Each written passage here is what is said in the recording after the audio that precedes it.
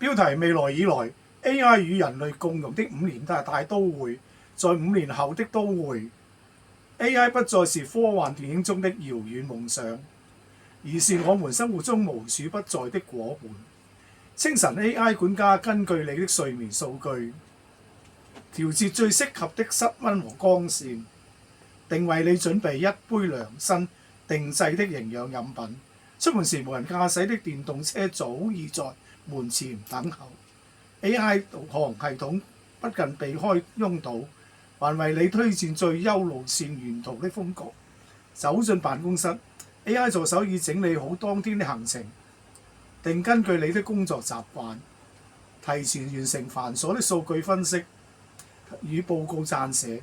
你只需專注於創意和決策，效率和靈感定存。午休時 ，AI 廚師為你烹飪出符合健康需求的午餐，每一口都是精準的營養配搭。下班後 ，AI 健身教練根據你的身體狀況，設計個性化的運動計劃，並在虛擬實境中陪伴你完成訓練。晚 ，AI 藝術家為你創造專屬的音樂和畫具，讓你生活充滿藝術與靈感。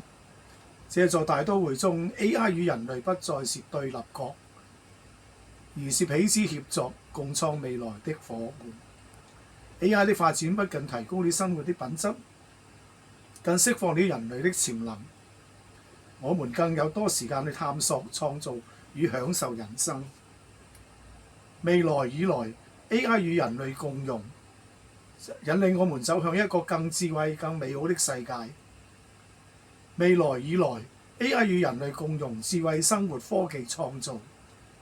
祝大家可以學 AI 智能嚟參加我哋嘅講座啦！呢個講座嘅時候為你而設嘅一個普及講座，係提供學習 GDP 同埋呢一個 DeepSeek 嘅機會。OK， 我係 Philip Sir，歡迎你到來。